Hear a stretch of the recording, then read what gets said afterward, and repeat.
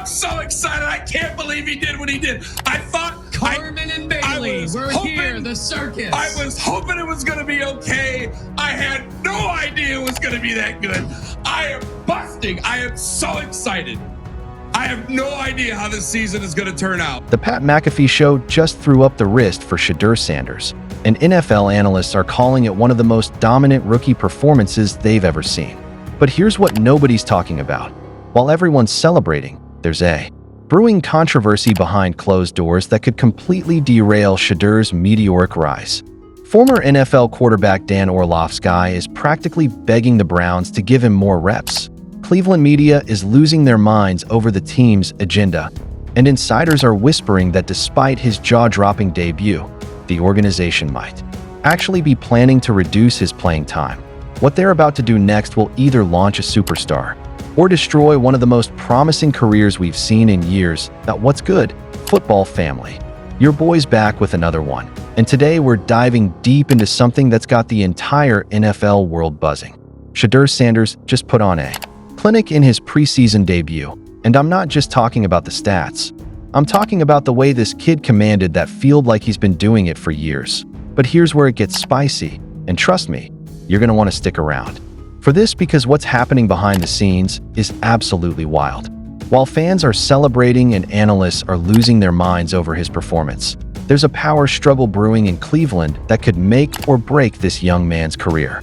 And honestly, the more I dig into this, the more frustrated I'm getting with how this whole situation is being handled. Let me paint you a picture of what went down last Friday. Shedeur Sanders walks onto that field for his first NFL action, and within minutes, you could see something special was happening. The way he was communicating with his receivers, the confidence in his throws, the pocket presence. It was like watching a seasoned veteran, not a rookie making his debut. But here's what really caught my attention, and this is where it gets interesting. Dan Orlovsky, former NFL quarterback turned analyst, was on the Pat McAfee Show breaking down Shedeur's performance, and the man was practically gushing. He's pointing out how Shadur was putting his hand up at the line of scrimmage, talking to his receivers, telling them, "Hey, you're good. Don't worry about any blitzes. Our protections are fine." Now listen, that's not something you see from rookies. Most first-year players are just trying to remember the plays and not mess up. But Shadur? This kid is out there conducting an orchestra, making sure everyone's comfortable, taking command of the huddle like he owns the place. That's leadership, that's confidence, and that's exactly what you want to see from your future franchise quarterback. Let's take a look at it. There's multiple times where, he's sticking his hand up at the line of scrimmage, talking to his receivers like, "Hey, you're good. Don't worry about any blitzes. Our protections are fine." So, when I watch that, it tells me like he's understanding what he's looking at. That matters, a big deal.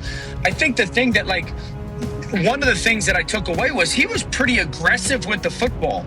That tells me confidence, that again, he's seeing how rotation happens.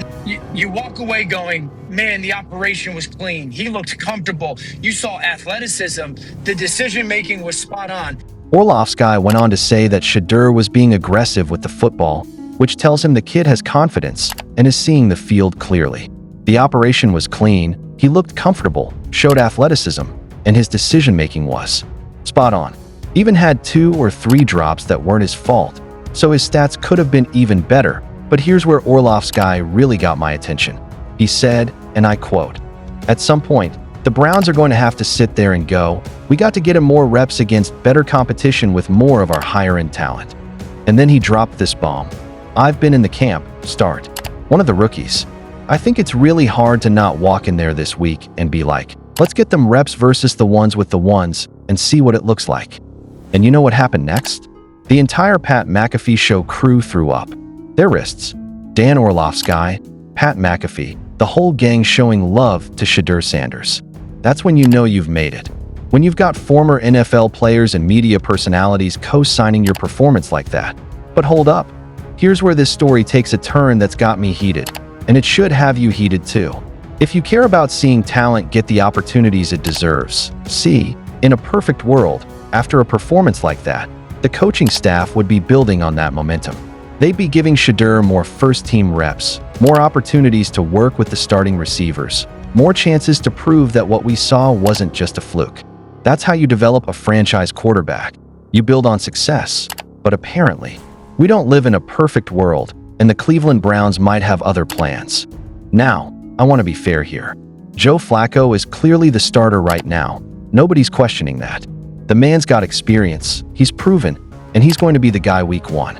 But we're talking about that backup position, that development spot that could turn into something much bigger down the line. And this is where it gets controversial. Kenny Pickett is dealing with an injury, so he's not even in the conversation right now. That leaves Shedeur Sanders and Dillon Gabriel competing for that number 2 spot. Now, based on pure performance, based on what we saw on the field, based on the way Shadur handled himself under pressure, it shouldn't even be a competition. But here's the thing about the NFL. Sometimes politics and draft position matter more than performance.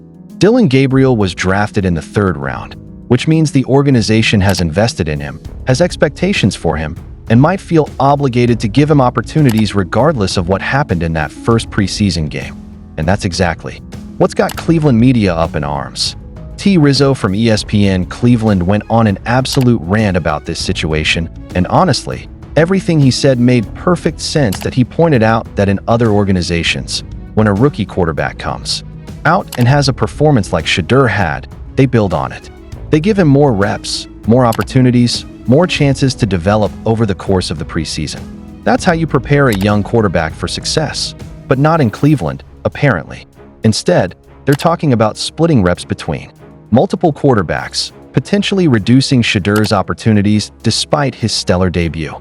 And that's got people questioning whether the Browns have their priorities straight. Here's what T. Rizzo said, and this is where you can hear the frustration in his voice. In other organizations, they would take that first game and build on it, give them more reps, then give them more opportunities. And what happens is over the course of 5 weeks and 3 games, you're way better prepared than you were a month and a half ago because you're getting the reps. Not here. We've got to split up reps with Kenny Pickett and the guy we drafted in the 3rd round. Can you hear the frustration?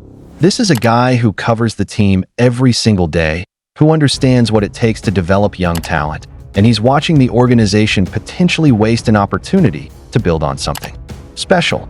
And then he dropped this line that really hit home. I think Friday he proved he can play, but make no mistake about it. The Browns still have their agenda whether you like it or not. That word, agenda, that's loaded right there. That's suggesting that regardless of what happens on the field, regardless of performance, regardless of who gives the team the best chance to win, there are other factors at play. Draft position, organizational politics, whatever you want to call it. And honestly, that's infuriating. Because at the end of the day, this is about winning football games and developing talent. If Shedeur Sanders gives you the best chance to do both of those things, then why would you limit his opportunities? Look, I get it. Dillon Gabriel needs reps too. The man's been dealing with injuries. He hasn't had the same opportunities to show what he can do, and the organization wants to see what they have in him. That's fair. But here's my question. After what Shadur showed in that first game, shouldn't he be getting the lion's share of the developmental reps? The way he managed that game, the way he controlled the tempo, the way he communicated with his teammates, that's not something you can teach. That's natural leadership, and it's exactly what you want to see from a young quarterback. When the team started off slow, when they had penalties, when things weren't going perfectly, Shadur didn't panic. He kept his composure. He kept encouraging his teammates. He kept focusing on what they could control. And slowly but surely, they turned things around. That's clutch gene material right there. That's the kind of mental toughness you need from your quarterback when things get tough during the regular season. But here's what's really eating at me about this whole situation. T. Rizzo asked a question that every Browns fan should be asking. Did Shadur do enough Friday to prove to the people in that building that he deserves a better chance or more? And the fact that we're even having to ask that question tells you everything you need to know about how this organization operates. In most places, after a performance like that, the answer would be obvious. Of course he deserves more opportunities. Of course you build on that success. Of course you give him more reps with better talent. But apparently, that's not how the Browns see it. And that's what's got people worried about Shadur's development and future in Cleveland. Look, I want to be clear about something. I'm not saying Shadur should be starting week 1. Joe Flacco has earned that right, and he's going to be the guy. But what I am saying is that if you're serious about developing a franchise quarterback, if you're serious about building for the future, then you give your most promising young talent the best opportunity to succeed. And right now, based on everything we've seen, everything we've heard from analysts, everything we've heard from media members who cover the team, Shedeur Sanders is that most promising young talent. The kid has it, that intangible quality that separates good quarterbacks from great ones. The leadership, the confidence, the ability to make plays under pressure. You can't coach that stuff. You either have it or you don't. And Shadur clearly has it. So here's what I'm watching for moving forward. Are the Browns going to build on this success? Are they going to give Shadur more first-team reps? Are they going to put him in positions to succeed against better competition? Or are they going to get caught up in politics and draft positions and organizational agendas? Because here's the thing. If they limit Shedur's opportunities, if they don't build on this momentum, if they let organizational politics get in the way of developing talent, then they're going to look back on this moment as a massive missed opportunity that we've seen it happen before. Young quarterbacks who show flashes of brilliance early on, only to have their development stunted by organizations that don't know how to handle talent properly. And I'm telling you right now, Shedeur Sanders is too good, too talented, too special to let that happen to him. The Pat McAfee Show throwing up the wrist wasn't just a celebration of one good performance. It was recognition of something bigger. It was acknowledgement that we might be watching the birth of something special, but potential means nothing if it's not properly developed. Talent means nothing if it's not given the right opportunities. To grow. So Browns fans, you better be paying attention to how this plays out. You better be asking the tough questions about how your organization handles young talent. Because what happens next with Shedeur Sanders might tell you everything you need to know about where this franchise is headed. The kid showed up and showed out. He proved he belongs. He proved he can handle the pressure.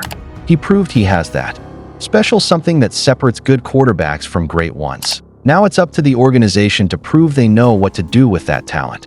What do you think happens next? Are the Browns going to ride with Shadur and give him the opportunities he's earned?